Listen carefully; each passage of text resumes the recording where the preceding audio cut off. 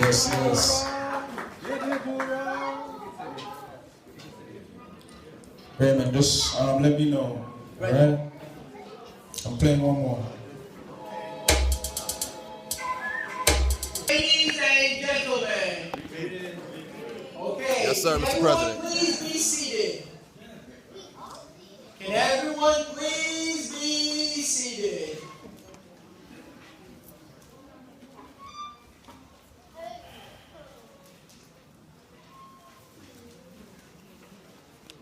Okay.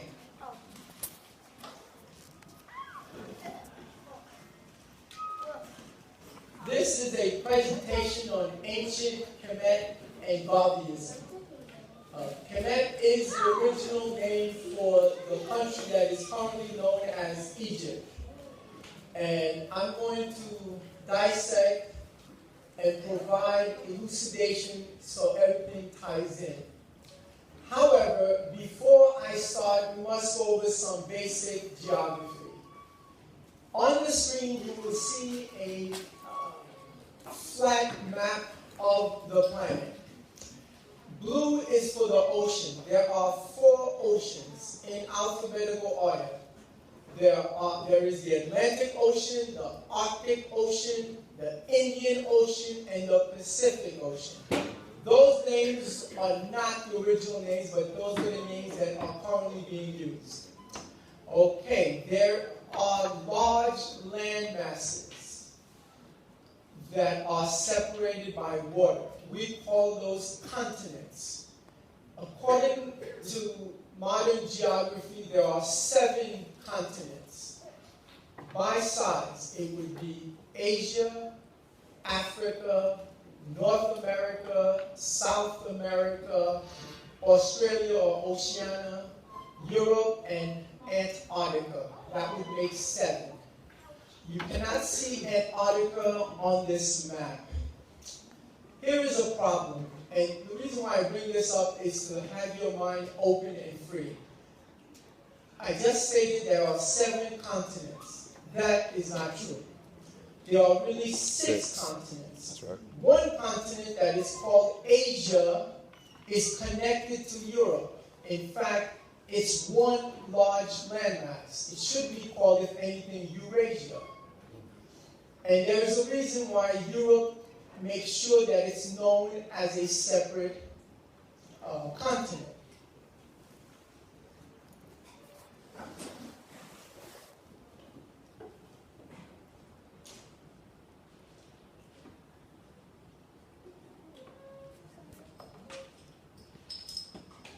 Okay.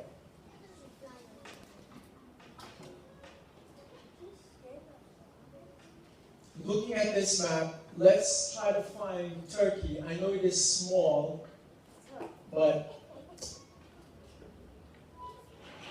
Turkey is north of Syria, north of Saudi Arabia, and it is bordered by Bulgaria and Georgia. Does everyone see Turkey? Yes.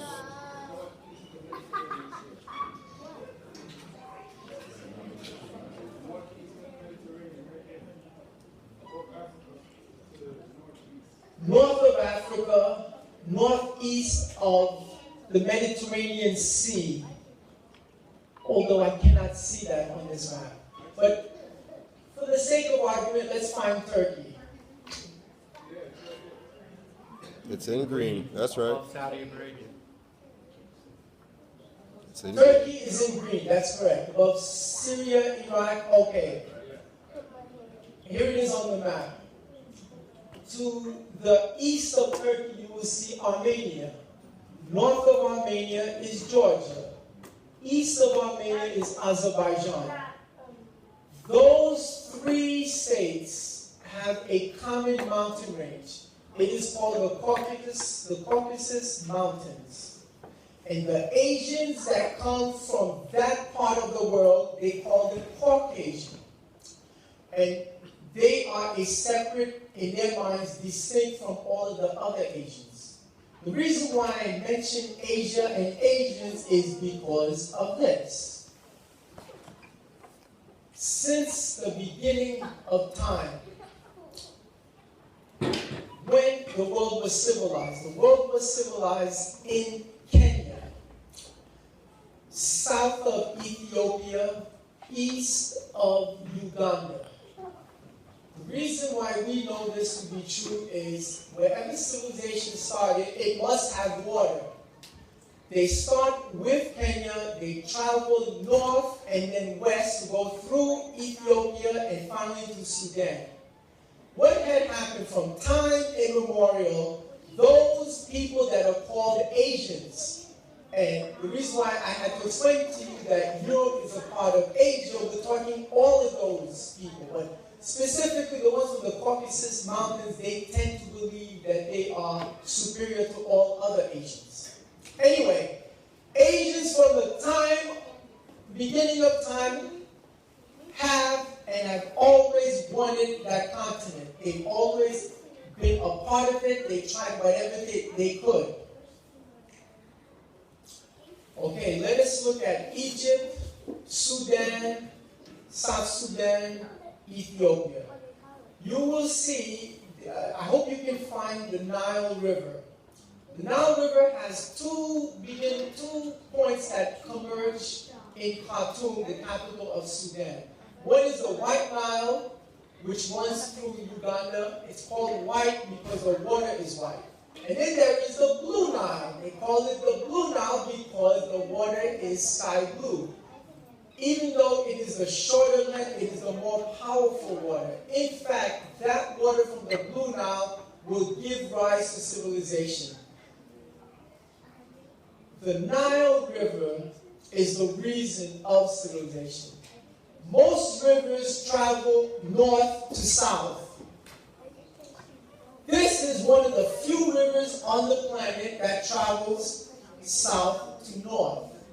And the reason why it travels south to north is the southern part of that part of the world they call Upper Egypt. And the northern part they call Lower Egypt. The reason why they call it Upper Egypt is because it's high in the mountains. It's way above. So the water travels from Upper Egypt up in the highlands and it comes down. But as it's coming down, it's actually traveling south to north. Okay. The Blue Nile will go through Ethiopia. There is snow in the mountains in Ethiopia. As the snow melts, the force of the water will flood the Nile. Here is a long vertical map of Egypt, Upper and Lower Egypt. At the top of the map, you will see a funnel-shaped topography. On the east is a town called Alexandria. On the west is a town called Port Said.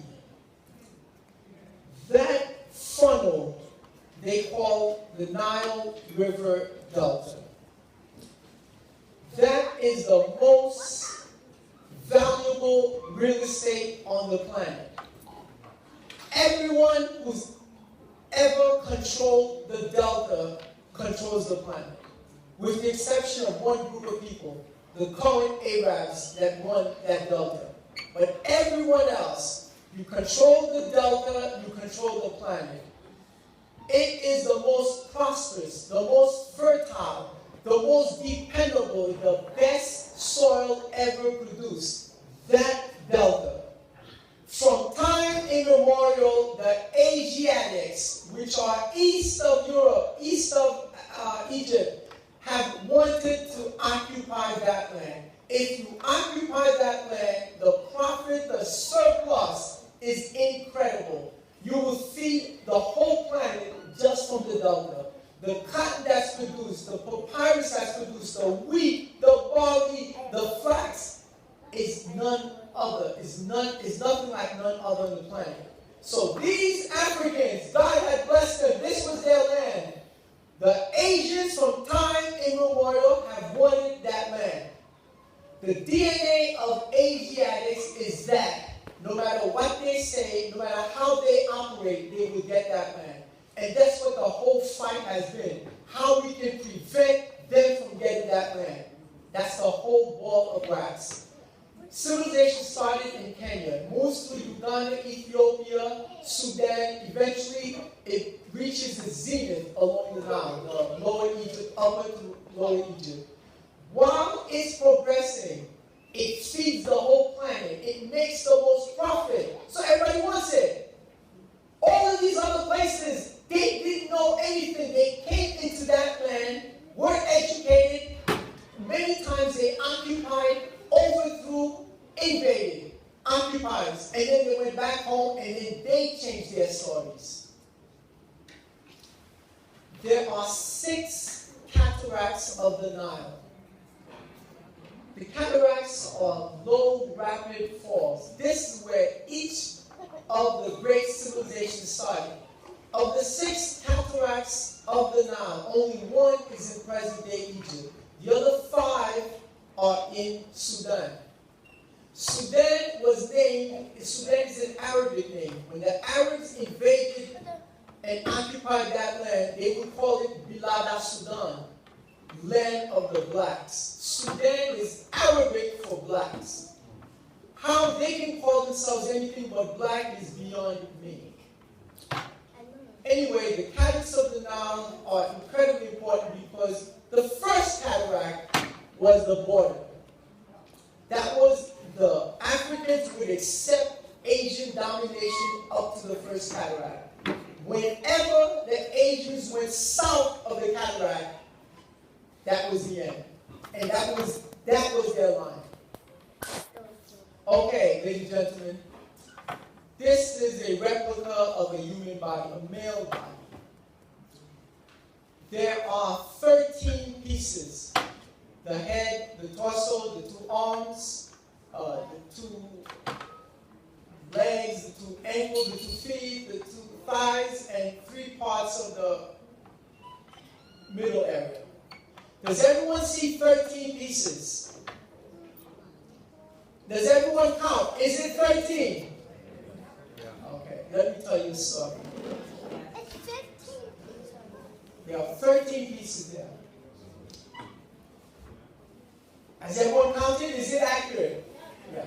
Okay, let me tell you a story. 13 pieces. There was a man. Let's call him Assad. A righteous man. The best man you've ever seen on the planet. He sees a sweet, lovely African princess. Let's call her Aset. They fall in love. They're 2 good people. They're raised to always be innocent, to wait until they become married, and to be moral. They get married. Assad has an evil brother. Let's call him Seth. Seth is jealous because Assad has been able to capture and have Aset fall in love with him. Aset is the prettiest ever in the history of humankind. Every woman wants to be like Aset. Seth is an evil guy. Seth catches his brother before they're married, hangs him, and beats him, and he's killed. Aset, who is so heartbroken, but she's so good. She is the most moral, virtuous woman in the history of humankind. Because she's so good, she goes to the underworld. She asks the god of death, I am so pure, I am so good, and Assad is so good. Can you please resurrect him? Can you please make him come back to life? So the god says, okay, you are so good, and you've proven yourself. He comes back to life. Everything is back. Now, Seth, who gets so upset, he said, okay, I'm going to take care of this African. I'm going to be sure I kill him. He cuts up Assad's body into 14 pieces. How many pieces are out there? 13. The one piece that's missing. That's what makes a man. He took that piece, threw it into the Nile River, and had the catfish destroy it. Aset, who's so good, she will be driven by the good guy who's in mourning, goes all over the world. She's able to find 13 pieces. She puts it together. She prays. She embalms him. She makes it into a mummy. Then she makes it into a sarcophagus. And then she prays. She asks God for righteousness. God, who listens to her, takes the soul of Assad. That soul is entered into Aset, and she's impregnated. That's the first virgin birth on the planet, is Aset. Aset has a son. She calls the son Horus. He's born several days after the winter solstice. which is the longest night, shortest day. It is a celebration those people have had forever. He is born, before he's born, 3 stars have to follow him. When the 3 stars coincide, he is born. Horus is born December 25th. Horus will be good and righteous. He will grow up, and then he has to avenge his father's death. He confronts Seth. There is an epic fight. They go into the sky. Horus now becomes like a god. He's going to wear the head of the falcon. A star will rise up, and a star will be resurrected into the heavens. And because of this, Aset is so grateful. She builds a monument for that. We call it the Tekon. The plural is Teknon. The Greeks are going to call it obelisk. It's everywhere. The shortest day, longest night is several days, usually 3.5 days after the winter solstice. What happens, ladies and gentlemen?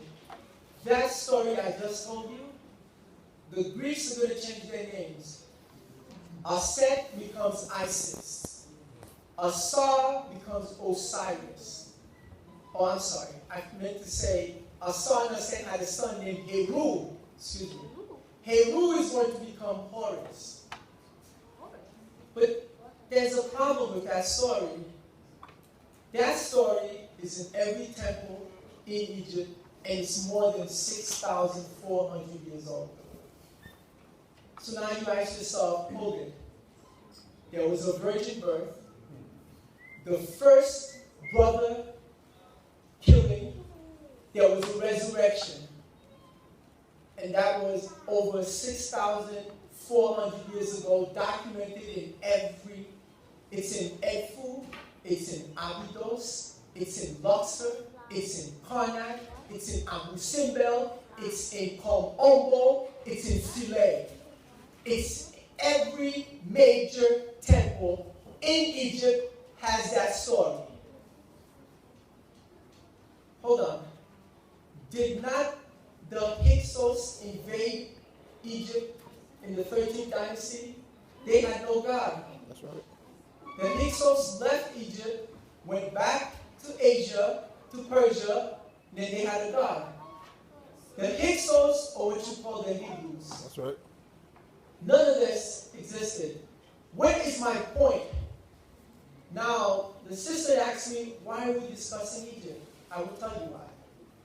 In this part of the world, we're connected to West Africa. Almost everyone here has roots from West Africa. That's where we're from. That's right. What this planet has done is to disconnect us. They never allow us to believe we're one people. They allow us that we're Jamaican, we're Black American, we're African, we're Haitian. Not true. It's one people. West Africa is where we've come recently. All of Northern Africa, Algeria, Tunisia, Morocco, Western Sahara, Libya, and Egypt is controlled by those Asians that we call Arabs. They controlled it because they invaded and occupied it. The legitimate Africans, they did two things. They either left Egypt to go and settle the whole planet, or they stayed to fight. The ones that stayed to fight, eventually, after more than 3,000 years of this epic struggle, we lost it. But it took 3,000 years. The United States has only been in power 200 years. So you think of what 3,000 years mean. And before that, that's when we stopped the dynasty. Before that, there was another of revitalization, of development. Anyway, ladies and gentlemen, why is Egypt so important? Let me answer that. Why is your mother so important? Why is your grandmother so important? Why is your great-grandmother so important? They came before They you. give you birth. That's right. Without Egypt, there's no civilization. West Africa does not exist. North, South, Central Africa, everything started in Egypt, or that part of the world. What happens is they go out of their ways to disconnect us. And especially since the Arabs are running all of North Africa, we don't realize that's home. Egypt is the center of the universe. To give you proof, the people that started this country, of all of the framers of the Constitution, only one was not what you call a Freemason. Freemason is what they call brick masons. That was in Egypt. That was in Egypt. So when the British stole those and took it to England and made their Freemason, it was just following Egyptian studies. So those people, other than Benjamin Franklin, who was a Quaker, every other founder of this government, this United States government, was a Freemason. And on the back of their dollar bill, they tell you 3 symbols that tell you that they knew the story. One is that eye. That eye, they call it the Wajet, or the Eye of Horus. It is for clairvoyance, it is for healing, it is for sacrifice, and it is for protection. This is why they put it there. And then they put the pyramid. Who the first pyramid builders? Who are the only pyramid builders on the planet? It was the brick masons from KEMET. And that's why they put it, and then they put the ray. The ray represents the better tomorrow. That is the southern part of Ethiopian god Ra. Ladies and gentlemen, you will see there is an obelisk. This is the Luxor Temple. The Luxor Karnak Temple is the largest temple ever built on the planet, even to this day. This is the front of Luxor. You will notice after Asar resurrected to heaven, Aset went out and built a whole bunch of these obelisks everywhere. You must always have 2 obelisks. One on the left, the passageway, one on the right. The one on the left signifies yesterday. The passageway is today. The one on the right signifies tomorrow. This is at Luxor, the most famous temple on the planet, and one of the obelisks is missing. And which one would they take? The past or the future? Future. They took the future. Guess where that obelisk is? Central Park. It's in the British Museum. As a result, everybody has built an obelisk. They don't even know it represents the first resurrection. You created the first resurrection. You black people created the concept of virginity. The ancients were unscrupulous, immoral people. When they got to Egypt and learned about Aset, they went back home and changed their women. All of this you did. No one else. And every obelisk must have a reflecting lake.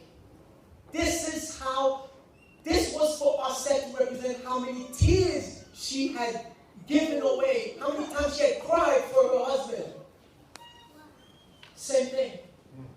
The people that built Washington, D.C., they were Freemasons.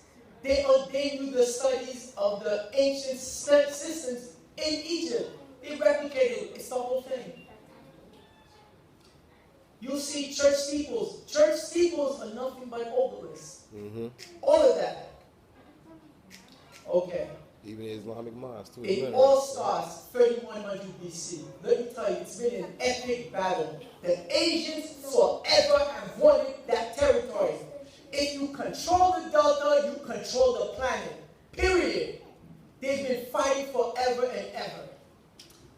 What happened? There was a legitimate Nubian, an Ethiopian. The Greeks call him Menes. His name is Narmer.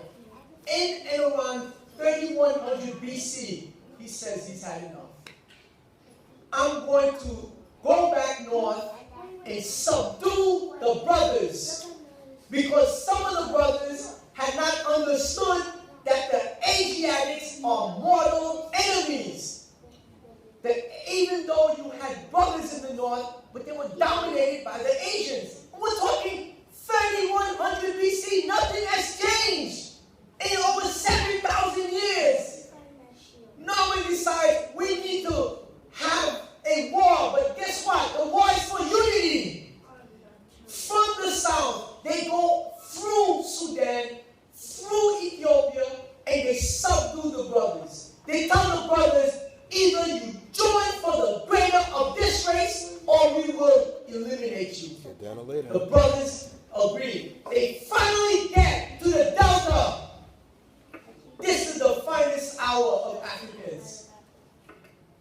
Pharaoh Nomer tells the Asians, you have two choices. Disappear now, or stay here and you will be subjugated by us. 98% left. 2% stay. Not a problem. This is the beginning of dynastic Egypt. That's Dynasty 1. There are 31 recognizable dynasties. Dynasty 1, 2, and 3, all African, all productive. They are the masters of the universe. Everything is going good. They're so good, they start the concept of diplomacy. Because these Africans actually believed people could be humanized. So they start diplomacy and say, okay, let's send diplomats, let's send ambassadors. Why don't we? There's no need to fight. After Nomer defeats the Asians and the brothers, he puts out a pallet so the whole world can know. And in fact, if not for those pallets, those reliefs in the temples, we would never know this. And then they start worshiping a deity they call Amun-Ra. Ra was always the #1 deity of the south. Amun was the deity of the north. Even though the brothers in the south won, they figured, we all won. We fought this not for division, for unity. So your God can be first. Call it Amun-Ra. Now we get to the third dynasty.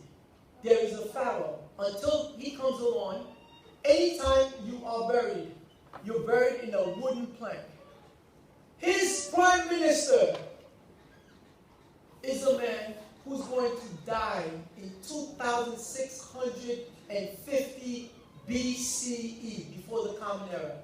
This man is the world's first multi-genius. He is a physician. He is an architect. He is an engineer. He is an artist. He is a designer. He is a planner. He is a tax accountant. There is nothing that he doesn't do. His name is Imhotep. And it means he who comes out of peace. Hotep is peace. He decides, let's no longer use wood. Why don't we use limestone? And build a box, a rectangle.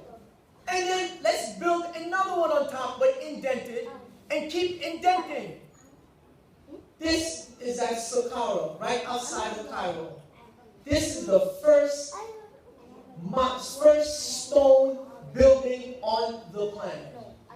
Imhotep will build it for his pharaoh, his president general. He said, I want you because you are so great, Pharaoh's officer. I want the whole world to know who you are.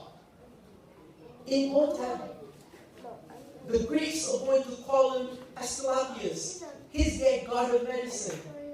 Hippocrates, the so-called father of medicine, is not born until 332 BC. Imhotep dies 2650, more than 2,200 years before he's born. So, Hippocrates cannot be the father of medicine. And Mary, Jesus, and Joseph cannot come first. None of these people can come first.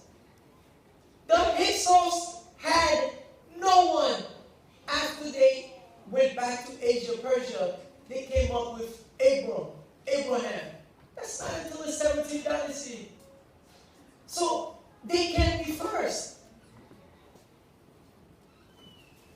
prime minister. He was also an architect. He's a musician. He died, I said 2750 BCE. This is what he looks like. This is an African, and the whole world knows that. The most intelligent human ever to walk on this planet. He was the person who first conceived obstetrics and gynecology. It was not a science. In fact, the concept of medical instruments, scalpel, all of that, Imhotep invented. Okay. To understand this concept, we're going to go through some towns, some temples. The first one is in the south of Egypt, very close to Aswan, very close to the first cataract. That's Abu Simbel. Let's go look at it. This is the temple. You will see 4 statues. Each one of them is of the same person, Ramses II. Ramses II, from the 18th dynasty, ruled for 67 years.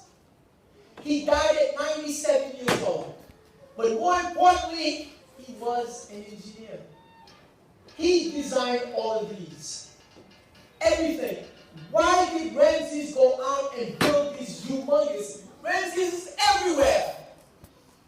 Because the 18th dynasty, after the Hyksos invaded and occupied, after the Hittites, after the Assyrians, after the Canaanites, all of these people occupied your land. When Ramses resurrects the black nation, he goes out and he kills everything.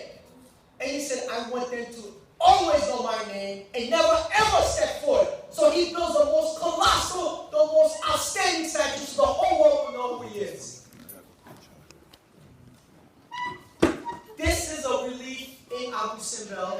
It's not clear, but in it you see the Asian captives. The difference between the Africans and the Asian captives are the hair. All the brothers had afros. So our hair is naturally wound up. So in the walls, you will see the wound up hair. That's how you know these are black. These are not. These were the Asians.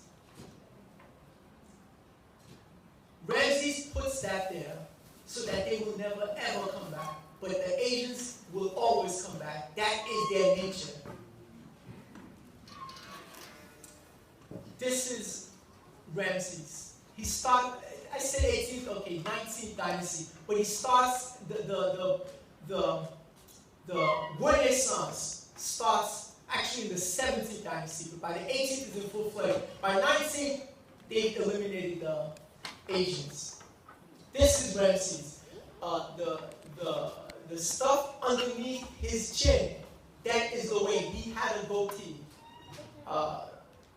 If that doesn't prove, and his lips don't prove it, and his nose don't prove it, and his ears don't prove it, I don't know what I can tell you. Are you ready for this? In the temples that Ramses built, every wall has got people that he conquered and defeated. Guess which people are missing? The Hyksos.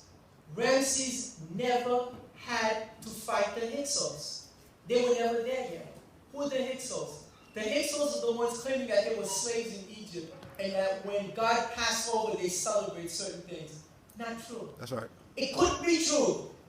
Ramses never engaged in battle with the Hyksos. So that story is not true. In fact, the Hyksos didn't have a story until they invaded and occupied that land. Then they were kicked out, they went back home, and now they changed their story. Gotcha. Everybody went into that land without a God, without knowledge. They left that land, they went back with a God, with a knowledge. In fact, their first book of the Bible was Exodus. Then somebody realized, oh, how can we have an exit before we get there? So then they had to recreate Genesis and the others. Ladies and gentlemen, I don't know how else I can tell you this. A lie is a lie. That's right. A lie is a lie is a lie. Gotcha. All of these stories are nonsense. they're not true. Because we know that it's all, every temple has it. Everyone. This is Ramses. This is Ramses fighting the Asians. On the right is Ramses. On the left is his wife, Nefertari. These statues, and let me tell you a trick, you can tell they're both alive when this statue is built, because one leg is in front of the other. If the two legs are parallel and their hands are crossed and they're sitting, they're dead. That's right. But this was done while they were alive. They had just defeated the Hittites and others. Here it is. All over the walls of ancient Egypt, you see a cow. In fact, Hathor, the number one god, is got the sun disk with the two horns of the cow. The great mother. All of these others learned that from you. They took it. The golden calf that the Hyksos celebrated, they got it from Egypt. The sacred cow in India, they got that from Egypt. Black man, black woman, there's nothing you have not done. This is the first Holy Trinity. Hathor, Horus, and Isis. Horus is the middle. Horus is the sun, is the one they call Heru, that Asar and Aset will have on December 25th, that the three stars that are going to be called the three wise men will celebrate. Hathor, the difference between Hathor and Isis is this. They both have the same headband. Isis has a little house on top of her head. That's how you can tell. But Hathor is the number one goddess. In fact, when the Egyptians started praying to a god, their first god was female. Their first goddess had to be female. Because without females, you can't have children. So their god, you must praise them. Okay, now let's travel to Kom.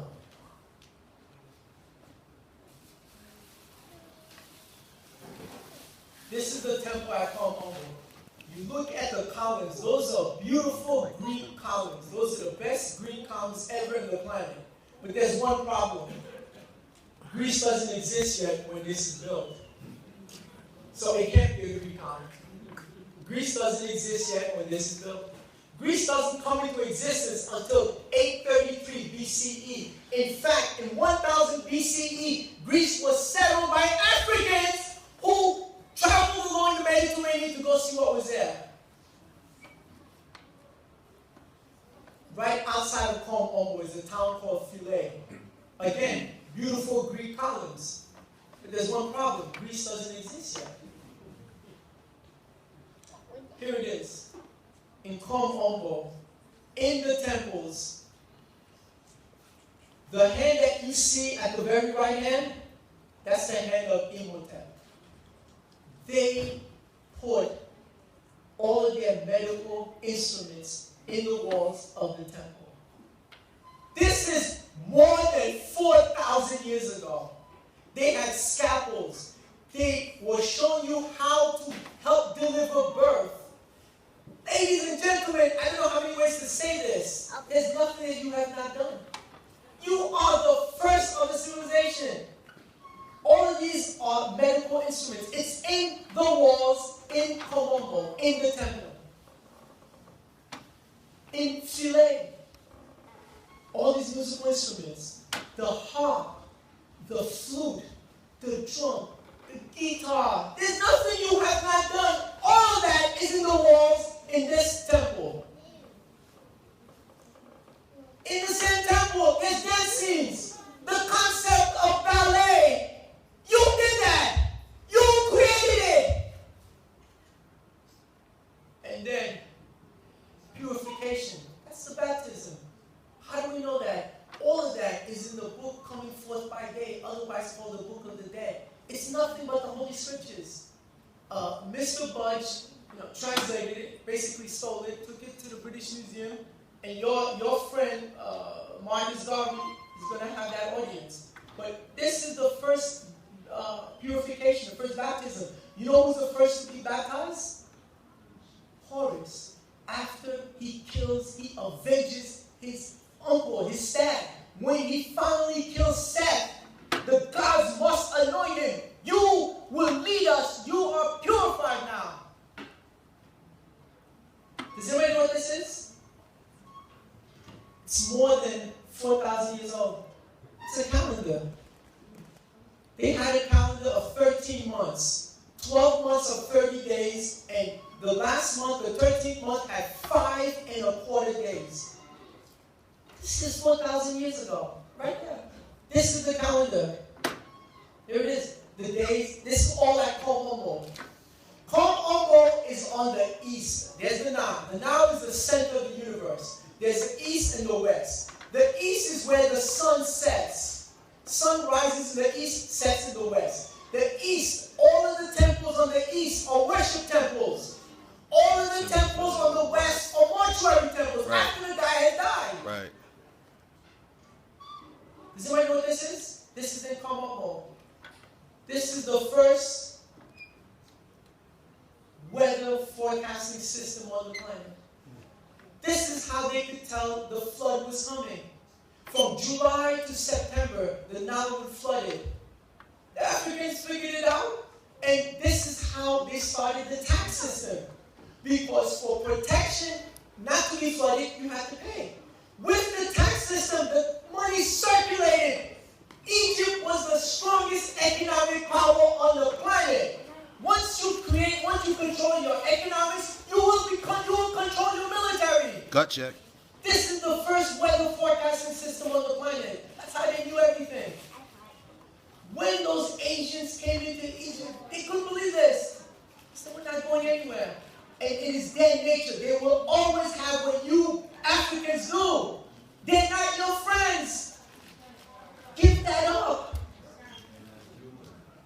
Here, Edfu. Edfu's got 14 panels to each represent the body part. The whole story of the murder of Asar, not once, not twice, the asking, the request from Aset to the god of the underworld to let her husband live, the virgin birth, the resurrection, all of that, the baptism. But there's a problem with that. The Christians don't become Christian until the year 212. And the picture of Christ doesn't become public until 325. But this is more than 4,000, more than 6,000 years ago on the walls of the temples. Something is not true. I mean, you have to ask yourself. But this is in the walls. When this is documented. And then you invade and occupy me, and now you have the story. So the Greeks changed the name Asar, Aset, and Heru to Osiris, Isis, and Horus. The Romans come along, they change Horus, it becomes Jesus. Isis, Aset, becomes Mary. You do the math. You created the concept of virginity. That was when you are beautiful. These were all promiscuous savages. They didn't even know these things. They went into Egypt, occupied, invaded, overthrew us. Then they went back home and it was the same story. That's all they've done. This is all that they've done. There's nothing that you have not done. You created medical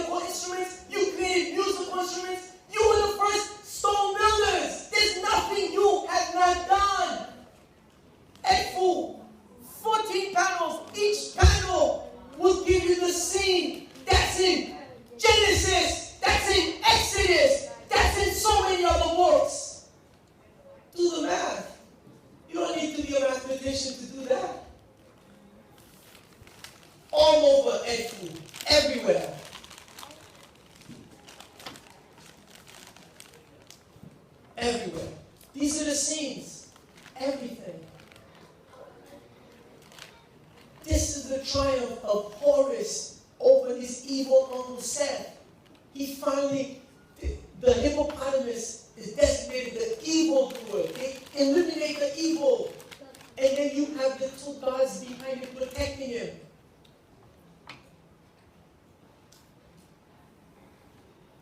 This is the top of the temple at Edfu. Does anybody know what this is?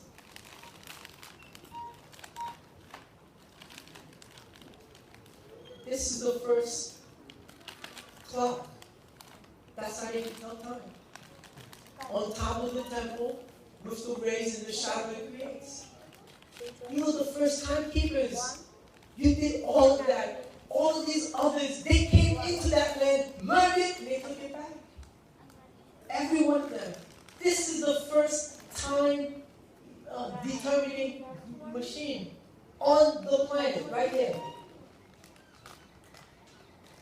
The Temple of Ramses at West Bank at Luxor. You know what this is? This is the first flush toilet system on the planet. These people didn't know how to use the toilets. They came into that land, they learned and took it back. You built the first toilets on the planet. Why would it have to be in the church? Or with that temple? Let me tell you. To be a high priest, you would enter at 7 years old. You would have to spend 40 years. At 47, you could graduate. You had learned everything. These were the people who ran the country. This is where intelligence and the continuation of the species mattered. Everybody said, whoa, I got to go ask the high priest. Whoa. The Pharaoh can't do anything. He said, high priest, what's going on? This is where the knowledge base is. So these were the architects and engineers. These are not Roman Catholic priests who sodomize and victimize and rape little boys. That's right. Well, that's degenerate. That's what they've stolen from you. These were legitimate masters, learners. So they built it. This is the first flush toilet ever done on the planet. All of this you did. All of it. It's nothing you have not done. These are more instruments. I mean, it's amazing. They had forceps when you have to do a cesarean section. All of this they put on the walls. Why they did that is they knew those Asians would continually invade and occupy them. They wanted the whole world to know, black man, black woman, stand up. Here it is. You know what this is? This is what they call the famous Roman arches. It's in Luxor. But there's one problem. Rome doesn't exist yet. Rome doesn't exist, so how can this be a Roman arch? You don't exist yet. Here it is. This is where Garvey comes in. The grave, the tomb of Tutankhamun, otherwise known as King Tut, was discovered by complete luck. Actually, Howard Carter didn't do it. He couldn't have done it. He takes credit. You know, he's British, European, he's going to take credit. And he's going to become actually a very wealthy man because he's going to steal a lot of the artifacts himself. He's going to be selling. But Howard Carter was the chief anthropologist for the British Museum. In November of 1922, it's discovered the grave site, the tomb of Tutankhamun. This is November 1922. What happens July 20, 1914? Mr. Garvey initiates the UNIA. March 23, 1916, Mr. Garvey arrives in the United States. May 1917, the first UNIA branch in Holland is open for business. By 1920, nobody's bigger than Garvey. Nobody. That's right. 1922, Negro World newspaper. Mr. Garvey attacks it. He said, no, you're not going to give this to us. Tutankhamun was African, his lineage, everything. How does Mr. Garvey know this? Because between 1912 and 1914, Mr. Garvey was in Europe. While he was in Europe, he took courses, but more importantly, he did research at the British Museum. And he had an audience with Wallace Budge. Wallace Budge is the one who's going to translate Coming Forth by Day, the Book of the Dead. It is the Holy Scriptures. All of the books in your Bible are in the Book of the Dead. That's right. But there's one problem. The Book of the Dead is more than 6,000 years old. So, a lie is a lie is a lie. We both cannot be doing truth. So anyway, Mr. Garvey is going to denounce that. He said, no, Tutankhamun was an African, no doubt. And then, I'll get back to this, most famous of our legitimate nationalists is Commodus. Commodus had enough. You know, after those invaders, those evildoers occupied, raped, and violated that land, Commodus decides, I've had enough. He organizes it. It's when someone in the race stands up and says, "Up, you mighty race! For all things coming to man, what man has done, man can do." Commodus organizes a group from the south. They go up north. They just kill everything in sight. They say, "Get out, man. Stay away and never come back." Commodus is going to continue lineage of Africa. Here it is. Valley of the Kings. We taught east of the Nile. Let's go to the west of the Nile. As I say, everything on the west of the Nile is mortuary, is death. The guys that died. This is Valley of the Kings, where a lot of the top kings are buried. This temple is built in the mountain. Let me repeat that. The temple is built in the mountain. They have to break the mountain, chisel it, and organize it. This temple is possibly, I say in my book, number 3 foul. And guess what? She's not male. It's Queen Hatshepsut. Mm-hmm. She's the one who's going to take out the Hyksos. She will eradicate Hyksos forever on that land. Others would come, but not the Hyksos. And for that, they hate her for life. Yep. This is her temple. Let's talk about the Hyksos. They destroyed the 13th dynasty. They started the 14th dynasty. Atmos won, fought them, and was killed. Thutmose, his son, took over the battle. He died. His daughter took over after he was killed. Her name is Hatshepsut of the 18th dynasty. What had happened was Thutmose II should have been king. But he was a 2-year-old child. What's he going to do? She says, instead of acting as regent, she says, no, I'm pharaoh. She's going to start what you call women's liberation. Until then, even though we pray to the sisters, they never held authority. All the priests were men. She said, no problem, you can have your priest. She starts the priestess.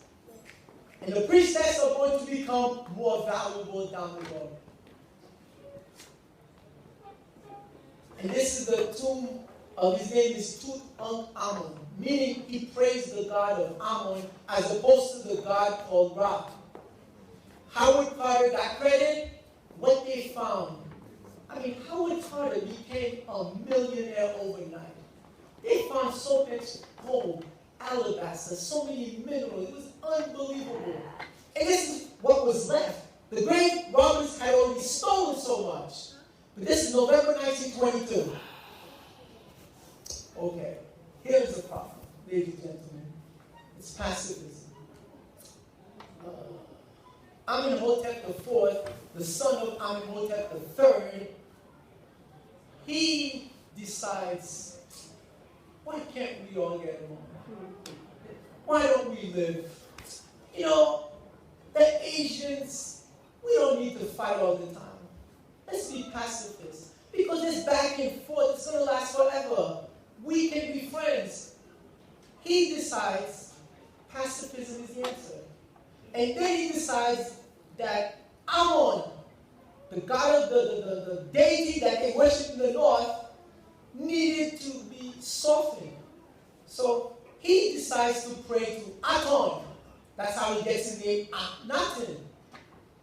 But what he does is, he gets credit for monotheism.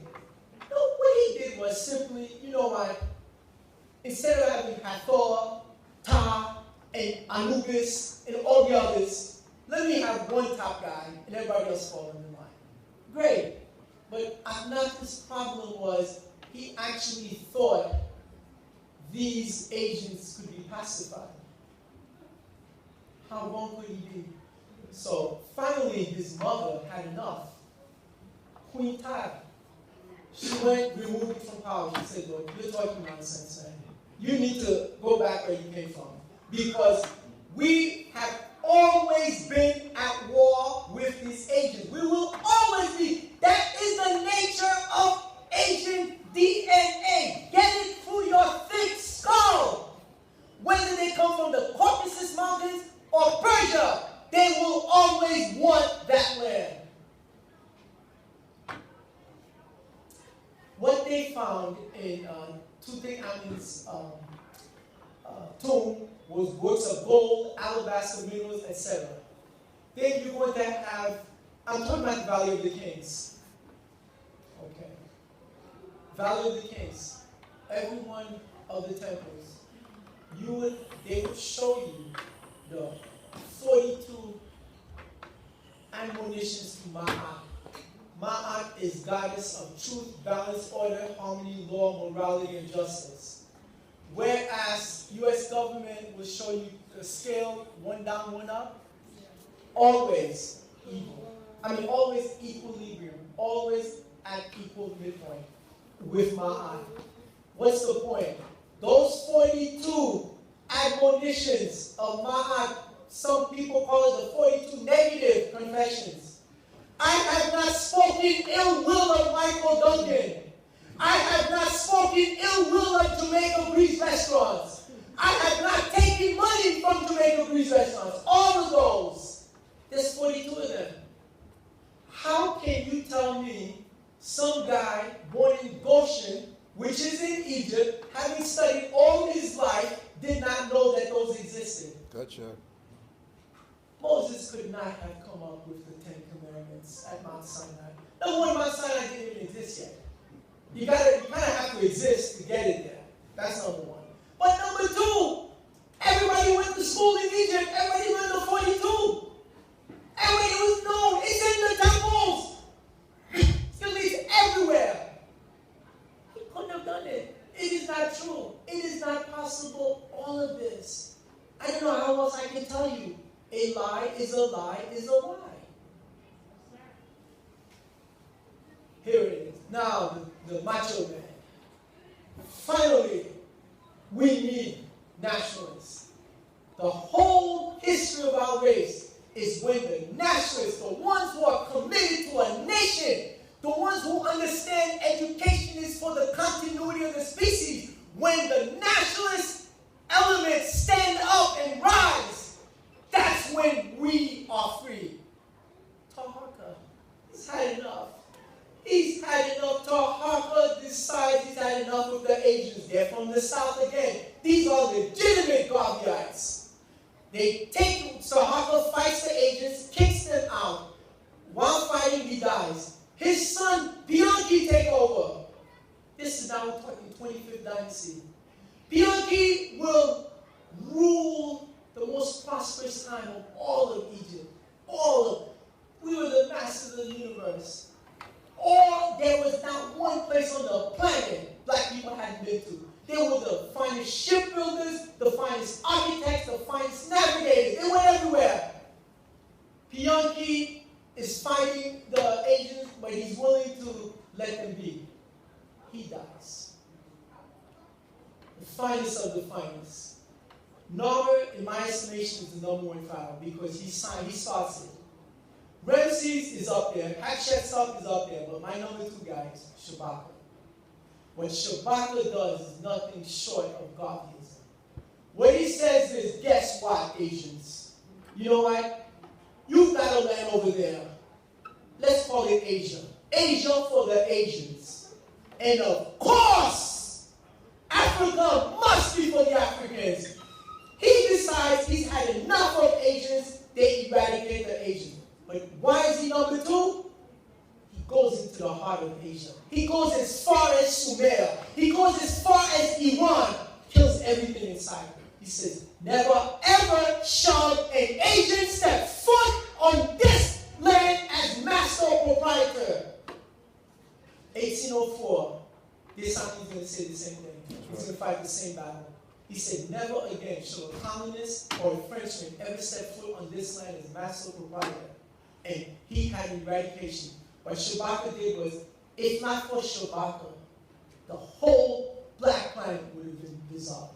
He single-handedly saved the black race by throwing out and decimating the Asians. It took the Asians almost another 1,300 years to come back because of Shabaka.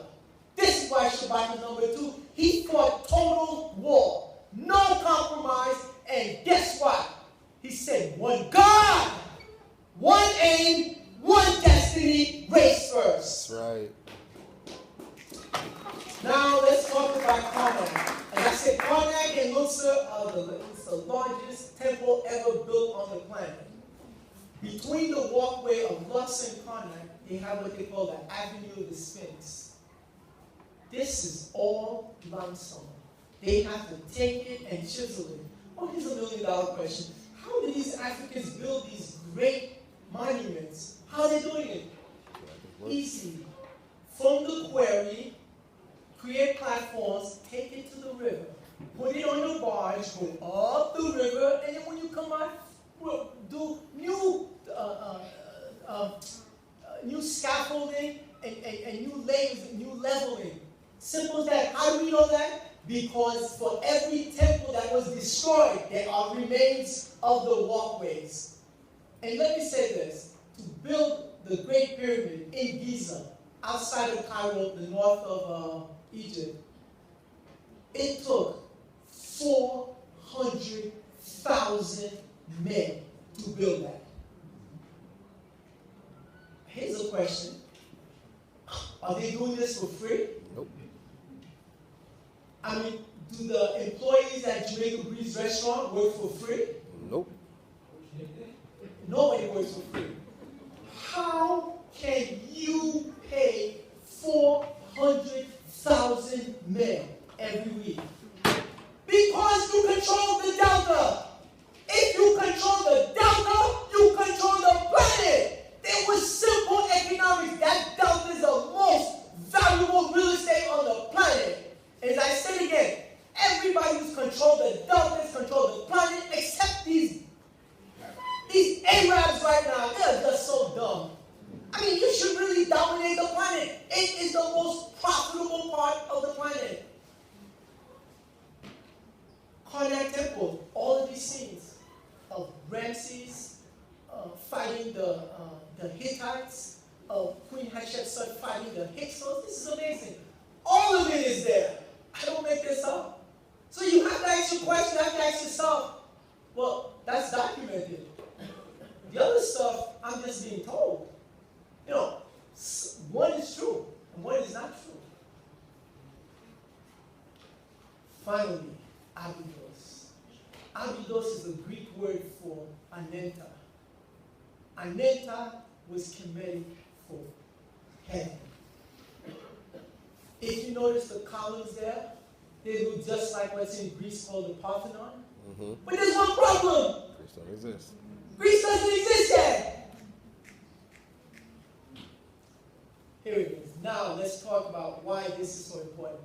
Number one, Egypt is important because it is the mother of us. It is us, it is our civilization. We're direct descendants from West Africa because that's now.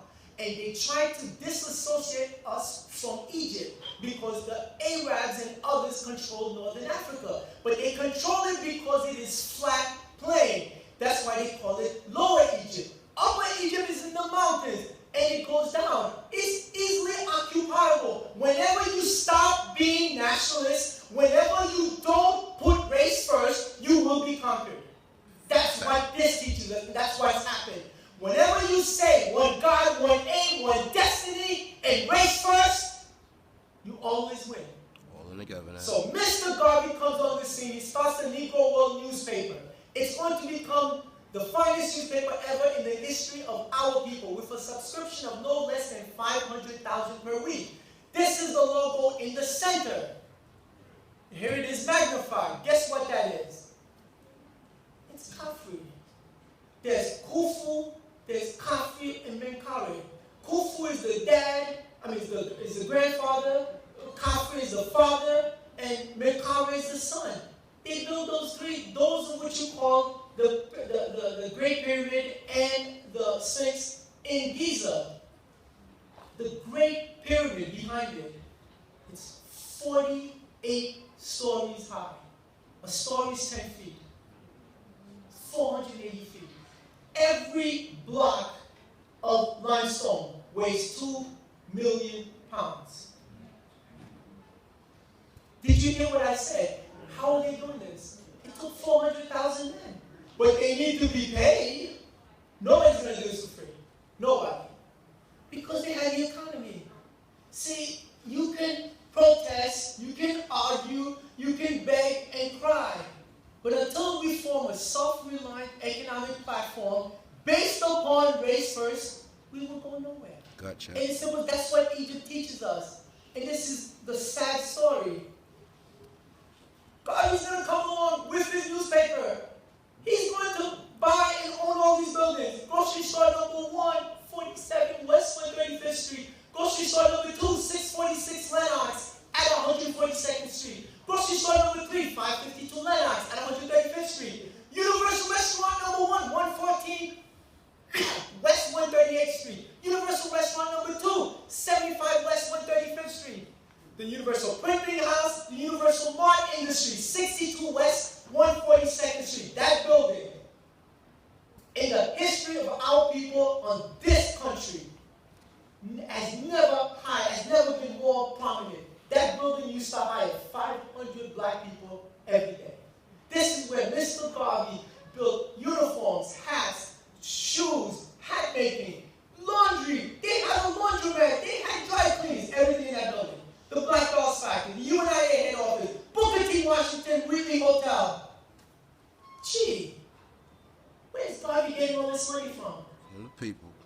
Collective economic. Where did ancient Egypt get all that money from to build those buildings and monuments? From the people. Must be a collective, self-reliant platform. That's right. Garvey starts the Negro Factories Corporation, 1920. He sells it for $5 a share. 1920, according to the Bureau of Labor Statistics, the average wage in the United States was between $1 and $3 per day. Black people were making 40 cents. Where can you make 40 cents per day? Where can you get $5? Assuming you have to live, you have to eat, and you have to breathe. Sacrifice. Gotcha. If you don't sacrifice, you can't do it. I mean, how do you think you become a physician? How do you think you become a great soccer player? What, you just show up? Gee, God's just going to make you great. Unless you do the work and you sacrifice and you are committed, you never lose the prize. Keep your eye on the prize. That's what he does it. And then that's not even Garvey's greatest economic endeavor. This is his greatest. The Black Star Line Corporation, again for $5. He's going to listen to this. In 1919, around June, Mr. Garvey says, listen, black people, we're nothing, we're nobody. You look on the planet, on the map, only 2 places on the planet, Ethiopia, Liberia, where we're so-called independent. Not even Haiti, where I'm from. Because as of July 28, 1915, Woodrow Wilson, 28th President of the United States, we invaded, occupied Haiti for 19 long, brutal years. Only 2 places. So Garvey says, we're going nowhere. We're nobody. We hate our head tattoo. We hate our skin color. But you don't have to. You are great people. This is your history. That Negro World newspaper is going to teach history every time. That in itself, this is why they had to ban the Negro World newspaper.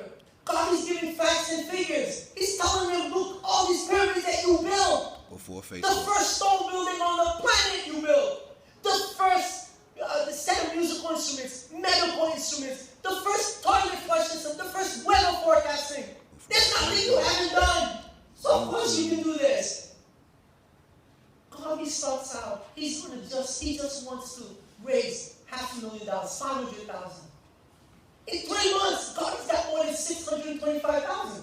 So Garvey said, whoa, let's raise that up. He changes the capitalization from $500,000 to $10 million.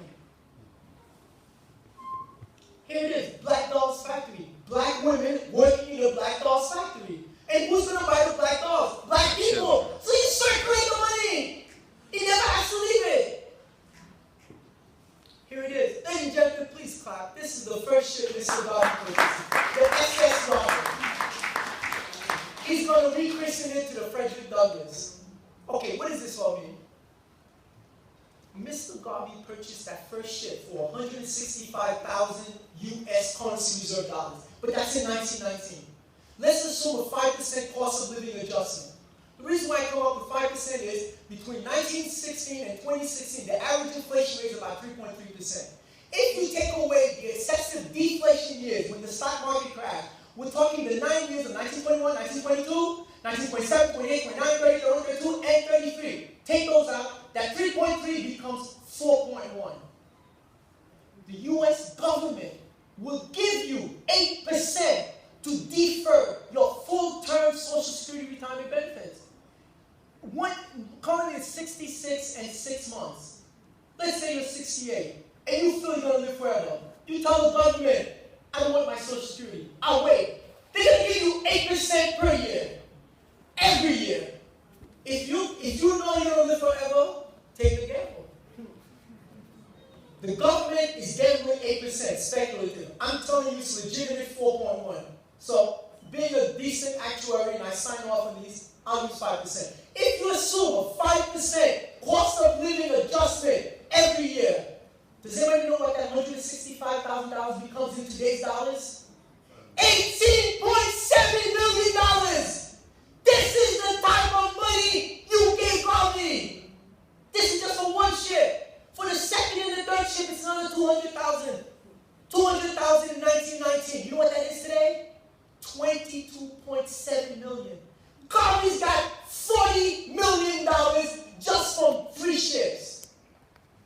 What do you do for that money? You hire your own. You spread the money. You become a world force. The world will respect you.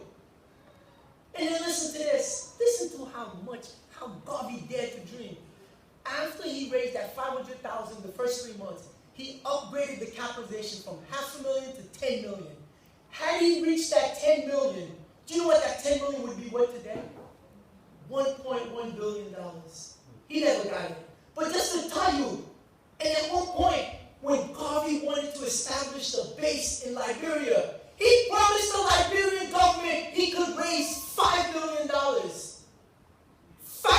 10 million, I'm telling you, 10 million is 1.1 billion. What is half of that? Half of 1.1 billion. That means Garvey could raise more than $600 million. This is why Garvey has this is why they have to get rid of him. This is why Garveyism is the only answer. This is what's plagued the race since time immemorial. The Asians do not love you. They never will. Their record is as such. And the ones from the Caucasus Mountains. Self-explanatory. Okay. Right. Negro Factories Corporation, they capitalized at $1 million. Garvey did realize that. What is $1 million in 1919 worth today? $113 million. Garvey's loaded. He's got $40 million just from those 3 ships, and there's $113 million from the factories. That's more than $153 million. And he's not begging, he's not borrowing, he's not cowing, he's not ashamed of his race, he's not ashamed of his skin color. And he tells black people, stand up! And these are scenes. This is what Mr. Garvey does. This is beautiful when you see black people well-dressed and proper. You feel there's a better day. Nothing can stop you. Look, all of this. And by the way, every one of these uniforms built by UNIA. So it circulates the money. The thread, the needles. This is excellent. You become a self-contained entity. more of this, more. Look at all these beautiful black people. Look at this. Look at this. Okay, ladies and gentlemen, I told you why we study Egypt. Why Dr. Ben, why Professor Browder, why Professor Noble Rashid, why they study Egypt. Egypt is the mother. Your mother is so important to you. We find in Haiti, the worst thing you can be called is Samama. Means without a mother. When they call you that, that means there's no connection, you are nothing, you're lower than low. Your mother is so important to you.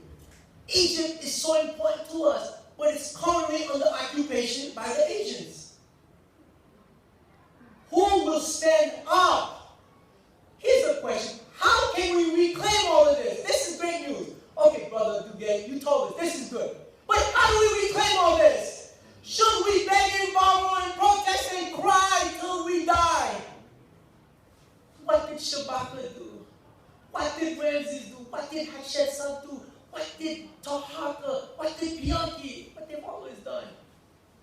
The nationalism must rise. That's right. Where you do your nation first. There's no distinction. We're not from Brooklyn. We're not from Jamaica. We're not from Haiti. We are one people, one God, one aim, one destiny. Until we do that and organize it around a self-reliant economic platform, we go nowhere. That's right. So what's my solution? I have a solution for you. All I did, study Garvey. Garvey studied ancient Egypt. Garvey knew that so well. Here it is. What's the finest cuisine on the planet, ladies and gentlemen? What's the finest cuisine on the planet? Jamaica breeze. I mean, if it's not, then there's no planet. Let's put it that way.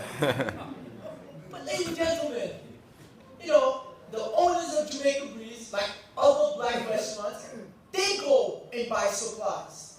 Especially, let's say you're a Jamaican restaurant. You buying Scotch bonnet peppers, you buying ackee, but you're not even buying it from yourself. Duh. I mean, what kind of Garveyism is that? What would Mr. Garvey say? Build it, create it, sacrifice, organize your funds. So that's what we need to do. Very simple, very simple. One more minute. Listen to this. Let's say we get, no, before we do that, let me tell you about restaurants. And I'm using Jamaica Breeze not as an example. Most black restaurants in New York City, for them to stay in business doing food, we're not talking rents or payroll. We're talking about food, dry goods, meat, vegetables, food. They spend between $8,000 and $15,000 per week. Let's assume $10,000. Let's assume we're talking 52 weeks in a year. And let's assume we've identified 100 restaurants. It's actually, we've identified more, but I want round numbers. We're talking 10,000 times 52 weeks times 100. That's $52 million. Those restaurants spend $52 million every year. Every year. Who are they buying their meats and vegetables and fruits from? Not us. Not us. And you don't even have to guess. You know, and I know you know. So, whoa. Let's just be smart. All these restaurants, why don't we form an association and we buy from ourselves? But we need capital to start it. Where are we going to get the capital? Same place Mr. Garvey got it from. From you. That's right. Mr. Garvey asked $5. I'm asking $5. The same $5 Mr. Garvey asked in 1919, 1920, I'm asking it. Now, it's not $5 now. It's $600. Now, some of you may say, wow, $600, that's a lot of money. How much is an iPhone? How much is, what's one that keeps burning up? Galaxy. The Galaxy? I mean, but how much is it? It's much more than $600. And if you can find the money to buy this iPhone, why not invest with us? And I'll tell you why. Because we circulate the money. All we're doing is looking for 10,000 persons to each buy one share. Some people, like Michael R. Duncan, who's loaded, they bought more than one share. Other people who are not loaded, like me, we only need to buy 1 or 2 shares. Simple as that. Ladies and gentlemen, if we each buy a share, you'd be surprised how fast the money can grow. We started that. We went live March 23rd, 2016 at the Schomburg. Since then, we've leased the warehouse, 13205 Merritt Boulevard in Belknap. Ladies and gentlemen, it's a 15,000 square footage. If we don't do this, we perish. Now, some may say, but why are you talking about restaurants? Whoa, hold on. You gotta start somewhere. Since Jamaica Breeze is the finest breeze on the planet and we control that market, we start there. But it's the concept. Well, we gotta start somewhere. Just like Mr. Garvey started with the ships, and then he went to the factories corporation, and then he applied for a bank charter. We have the same plan. Of course we'll get a bank charter. Of course we'll get a credit union. Because now we're all interconnected. All you gotta do, ladies and gentlemen, is give up 600 small dollars. As simple as that. Very simple. And it grows. What do we do with that money? Once we raise the $6 million, that's the capital we need. Well, we've already started using it to lease. But we need to buy equipment. We need to do construction. We need to get drivers. We need to get trucks. Guess what? We're going to need mechanics. We're going to need, and all those restaurants that are with us, don't they need accountants? Don't they need electricians? Don't they need plumbers? They come to us. We are the association. We hire all of these young black kids. It's not much. All you gotta do is do a sacrifice. Ladies and gentlemen,